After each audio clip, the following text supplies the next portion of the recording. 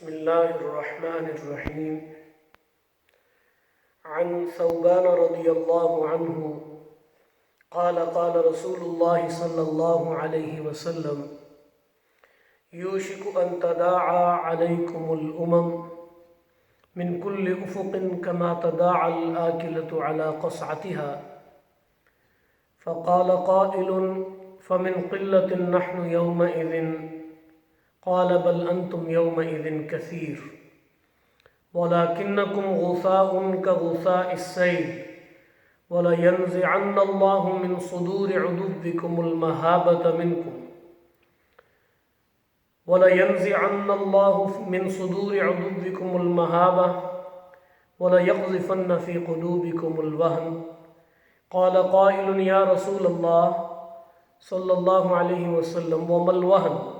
قال حب الدنيا وكراهية الموت او كما قال علیہ الصلاۃ والسلام. معزز و مکرم خواتین و حضرات، سامعین و سامعات، سیدنا ثوبان رضی اللہ تعالی عنہ کی روایت ہے کہ نبی اکرم صلی اللہ علیہ وآلہ وسلم نے ارشاد فرمایا کہ ان قریب تمہارے اوپر وہ وقت آنے والا ہے کہ جب دنیا بھر کی قومیں تمہارے اوپر اس طرح سے ٹوٹ پڑے گی جس طرح کہ بھوکے کھانے کے تھال کے اوپر ٹوٹ پڑتے ہیں. تو پوچھنے والے نے پوچھا کہ اے اللہ کے رسول صلی اللہ علیہ وآلہ وسلم، کیا اس دن ہم تعداد میں کم ہوں گے؟ فرمایا کہ نہیں، تعداد میں تو تم بہت زیادہ ہوگے، لیکن جس طرح سیلاب کے اوپر بہتا ہوا جھاگ ہوتا ہے اس جھاگ کی طرح سے ہو جاؤ گے. اور اللہ کریم تمہارا رعب تمہارے دشمنوں کے دلوں سے نکال دے گا اور تمہارے دلوں کو وہن کی بیماری میں ڈال دے گا. پوچھنے والے نے پھر پوچھا کہ اللہ کے رسول صلی اللہ علیہ وآلہ وسلم، یہ وہن کیا ہے؟ ارشاد فرمایا اس وہن کا سبب کیا ہوگا؟ یعنی پوچھنے والے نے پوچھا کہ وہن کی وجہ کیا ہوگی؟ فرمایا حب الدنیا و کراہیت الموت، دنیا کی محبت اور موت سے نفرت. حضرات گرامی، یہ ایک امت کے حوالے سے نبی مہربان صلی اللہ علیہ وآلہ وسلم کی پیشن گوئی ہے، اور صحیح معنوں میں ہم ادبار اور ذلت کے اس مرتبے پر اور اس مقام پر ہم پہنچ چکے ہیں جس کی پوری طرح تصویر کشی یہ حدیث پاک کر رہی ہے. اللہ کے پاک رسول صلی اللہ علیہ وآلہ وسلم کا یہ فرمان عالی شان پوری طرح ہمارے حالات کے اوپر منطبق ہے. حضور فرما رہے ہیں کہ ان قریب قومیں تمہارے اوپر ٹوٹ پڑیں گی. آپ دیکھ لیجئے کہ ناٹو اور نہ جانے اور کون کون سے عالمی اتحاد ہیں جنہوں نے مسلمانوں کو پارا پارا کرنے کے لیے اور ان کو زیر و زبر اور تہس نہس کرنے کے لیے اتحاد بنائے. اس کے نتیجے میں ہر طرف جو ہے وہ خون مسلم ارزاں ہوا، ہر طرف ایک انارکی اور مسلمان ممالک کے اندر بالخصوص ایک بد امنی کا سلسلہ شروع ہوا، اور نتیجہ یہ ہے کہ ہم بری طرح سے پسپا ہیں، بری طرح سے ذلیل و خوار ہیں، اور ایک ادبار اور ذلت کی زندگی بحیثیت مسلمان ہم گزار رہے ہیں. حضور علیہ السلام سے صحابہ نے خاص طور پر یہ بات پوچھی تھی اور ان کے ذہن میں آئی، یعنی فطری طور پر انسانی فطرت ہے کہ وہ ہمیشہ اپنے اندازے لگاتا ہے، تو انہوں نے اندازہ لگایا کہ یقیناً تعداد میں کم ہوں گے. فرمایا نہیں، تعداد میں تم کم نہیں ہوں گے.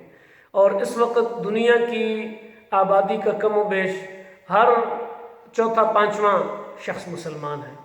یعنی ہم دنیا کی 7 ارب آبادی میں ایک بڑا حصہ رکھتے ہیں، کم و بیش 1 ارب 80 کروڑ یا اس سے بھی زیادہ کی تعداد ہے. لیکن اور پھر ہماری معاشی اور اقتصادی احوال بھی کوئی چھپے ہوئے نہیں ہیں کسی سے. زمینیں ہماری سونا اگلتی ہیں، مال و دولت کی فراوانی ہے، زندگی کی ہر سہولت اور آسائش مہیا ہے، ایک خوشحالی ہے، فارغ البالی ہے، لیکن وہ کمزوری اور بزدلی ہے کہ اغیار کے ہاتھوں سے پس رہے ہیں. اور اس کی واحد وجہ یہ ہے کہ جو بیماری اللہ کے رسول صلی اللہ علیہ وآلہ وسلم نے جس کا اظہار کیا اور جس کے حوالے سے خبردار فرمایا کہ یہ بیماری تمہیں لگ جائے گی، وہن کی بیماری. اور پوچھنے والوں نے پوچھا یا رسول اللہ وہن کیا ہے؟ ارشاد فرمایا حب الدنیا و کراہیت الموت، دنیا کی محبت اور موت سے نفرت۔ ہم باوجود یعنی بار بار روزانہ کے تجربے کہ اموات کس قدر تیزی سے ہوتی ہیں، لیکن موت کی یاد اس طرح سے دل میں پیدا نہیں ہوتی، بیدار نہیں ہوتی۔ حب الدنیا، دنیا کی اور مٹیریل کی دوڑ میں ہم غلطاں ہیں اور ایک دوسرے کے پیچھے بگٹٹ بھاگ رہے ہیں، یعنی افراد اور معاشرہ مجموعی طور پر اسی ایک ڈگر کے اوپر چل پڑا ہے، اسی کو کامیابی کا معیار بنا لیا گیا ہے کہ کوئی میٹیریلسٹکلی کس قدر زیادہ ساؤنڈ اور طاقتور ہے، بس اسی بنیاد کے اوپر یہی ہمارا تفاخر اور یہی ہمارا جو ہے نا وہ تقابل ہے ایک دوسرے کے ساتھ۔ ہمہ وقت اسی کی دوڑ ہے، ایک مشینی زندگی۔ آپ یقین جانیے کہ یہ جن حالات سے ہم آج کل گزر رہے ہیں، اس کیفیت میں، کرونا وائرس کی یہ جو کیفیت ہے، اس چیز نے ہمیں ایک مہلت عطا کی ہے، تھوڑے غور و فکر کی، تدبر کی، سوچنے سمجھنے کی۔ ایک وقت ہمارے سامنے، یوں سمجھیں کہ وقت نے ایک سوال ہمارے سامنے کھڑا کیا ہے کہ یہی انسان تھا جو کہتا تھا کہ میرے پاس وقت ہی نہیں ہے۔ اپنی روزمرہ کی جو ہے نا وہ 24 گھنٹے کے سائیکل کے اندر اس نے اپنے آپ کو یوں کھپایا ہوا تھا کہ اللہ کے لیے اس میں کوئی وقت نہیں تھا، اللہ ہماری قطعاً ترجیح نہیں تھا اس پورے نظام کے اندر، اس پورے ماحول کے اندر، اس مادی ترقی کی اس دوڑ کے اندر اللہ کا وجود ایک لحاظ سے ہمارے لیے، اللہ معاف فرمائے، ایک ایسا وجود ہو گیا تھا کہ جو بالکل غیر ضروری، اللہ والا عنصر، اللہ والا ایلیمنٹ ایک غیر ضروری ایلیمنٹ تھا ہماری لائف کے اندر، لیکن یکا یک اللہ کریم نے باغ کو کھینچا اور ہمیں بٹھا دیا۔